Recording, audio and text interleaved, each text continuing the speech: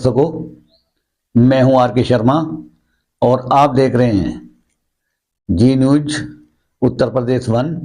आज के मुख्य समाचार। बीजेपी के प्रवक्ता सुधांशु त्रिवेदी ने किए महाकाल के दर्शन। उज्जैन। भारतीय जनता पार्टी के राष्ट्रीय प्रवक्ता सुधांशु त्रिवेदी ने बाबा महाकाल के दर्शन किए और नंदी के कान में अपनी मनोकामनाएं कहीं। इस दौरान उनके साथ स्थानीय बीजेपी नेता भी मौजूद थे।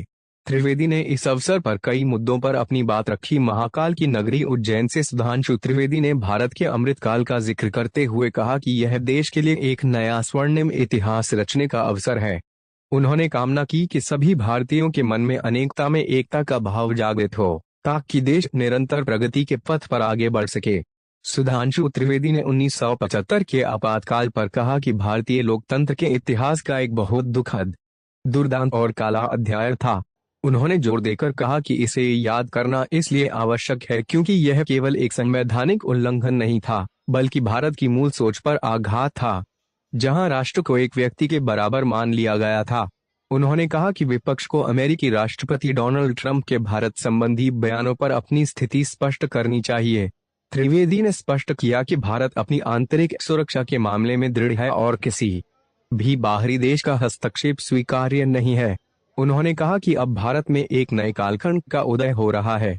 आज भारत का जन जन मोदी के नेतृत्व में इस नए स्वरूप की ओर पूरे आत्मविश्वास के साथ आगे बढ़ने को तैयार है। मध्य प्रदेश के उज्जैन से डायरेक्टर आर के शर्मा की खास रिपोर्ट।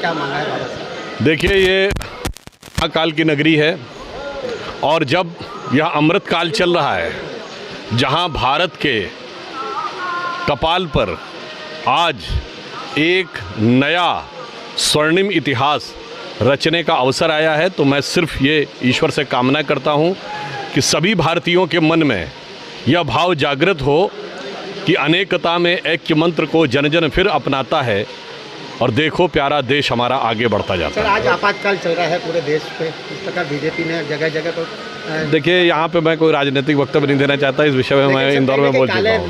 ड्रेस पहनकर आए हैं कई। निश्चित रूप से आपातकाल भारत के लोकतांत्रिक इतिहास का एक बहुत दुखद, दुर्दांत और काला अध्याय था और उसे स्मरण करना आवश्यक है।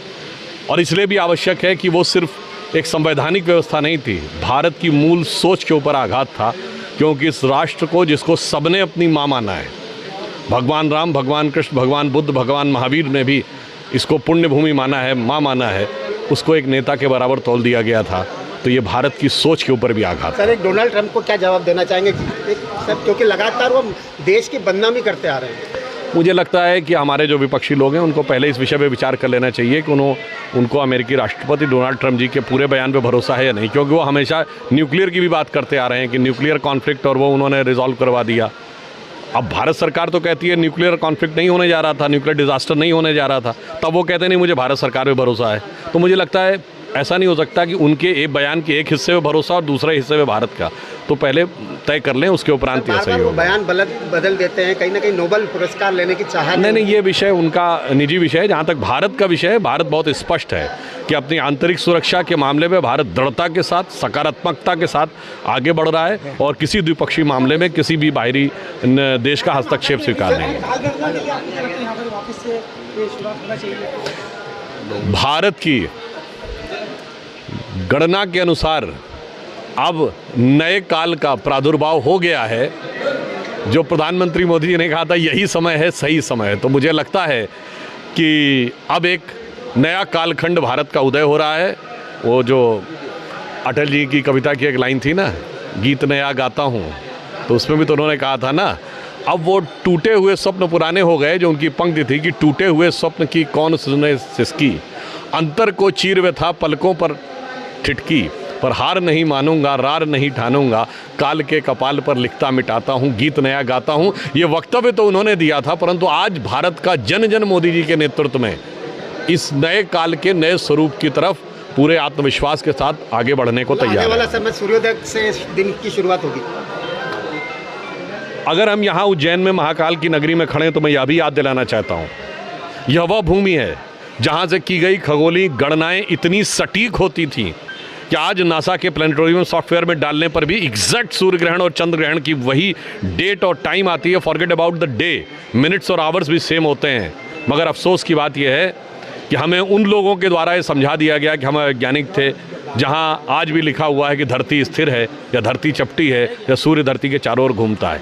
इसलिए कहा गया है कि अमृत काल में उस विष से मुक्त होइए और तब देखिए कि काल का नया दिव्य स्वरूप आपकी प्रतीक्षा कर रहा है।